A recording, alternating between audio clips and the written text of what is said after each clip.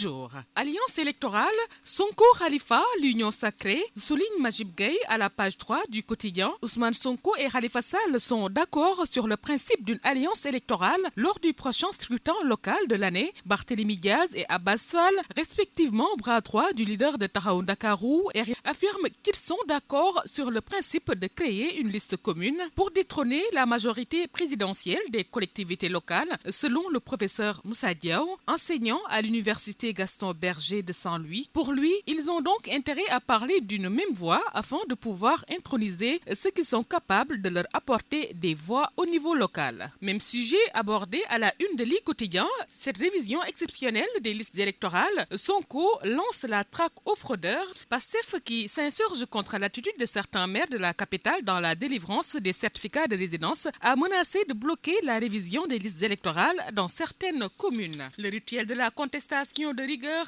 livre 24 heures en route vers les locales de janvier 2022. Barthélémy Diaz qui souligne qu'après les stratagèmes moribonds ourdis par la clique au pouvoir, des maires sans scrupules dont les mandats expirés sont menacés se sont mis à dérouler des manœuvres confiscatoires pour tricher, empêcher le vote des milliers de jeunes Sénégalais. La paire creuse sa tombe à en croire critique en perspective des élections locales, en optant d'en tenir l'avenir politique de ses poulains à ses propres desiderata, voire son projet politique personnel. Le patron de la paire ouvre la voie à toutes sortes de résistances et les élections locales qui se profilent risquent de creuser davantage l'union dans le rang de ses partisans. Une autre polémique sur la place publique relayée dans la tribune. Macky, son avion et le hangar à 3 milliards francs CFA après l'achat de son nouvel avion de marque Airbus A320 Neo qui a créé une vive polémique selon le quotidien. Le journal informe que le président Macky Sall est en train de se faire construire un hangar de près de 3 milliards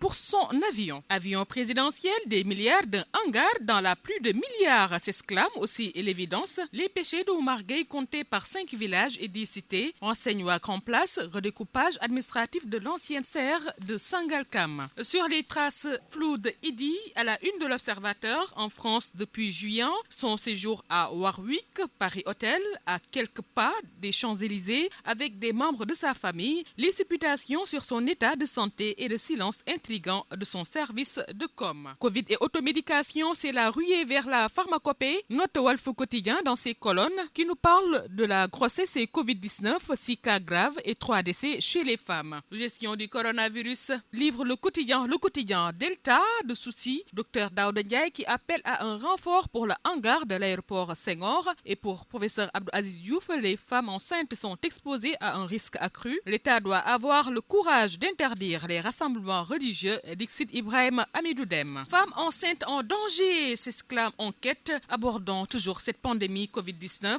4 décès maternels et des cas pulmonaires graves enregistrés à l'hôpital Youssou Mbargane Diop. Des accouchements de prématurés et un taux de césarienne très élevé sont notés. L'obésité, le diabète et l'asthme aggravent la Covid-19 chez les femmes enceintes. Des dévoltures face à une pandémie mortelle, le boule-falé terreau fertile du Delta, titre Le Témoin, alors que la 3e vague fait des ravages et que des records de morts quotidiennes sont battus. La plupart de nos compatriotes font comme si de rien n'était. Pire, ils considèrent tout simplement que la pandémie n'existe pas. Avec des images à l'appui à la une du quotidien. Covid-19, Guinée-Bissau, alerte au quotidien. Le président de la Cour suprême meurt après son évacuation à Dakar. Plus d'un siècle et demi, Serigne Touba dérange encore à en croire Direct News, entreprise d'annulation du Magal de Touba. Sa renommée, son prestige et l'impact de ses enseignements sur les masses populaires avaient poussé les Français à entreprendre la plus grande opération de liquidation d'un opposant à l'acculturation. Et on nous informe à la une de Libération que 23 Nigérians ont été arrêtés par la DSC à Mbao entre chantage sexuel, fausse annonce et usurpation d'identité. Le réseau installé dans une maison en location a fait plusieurs victimes au Sénégal et à travers le monde. Et le journal qui rebondit sur l'affaire Penda Kébé, ces éléments qui accablent le petit ami cerné à Diouf prétend que la victime a trébuché avant de tomber dans le canal alors qu'ils étaient ensemble. La police traque le producteur et les acteurs de Cirque Noir.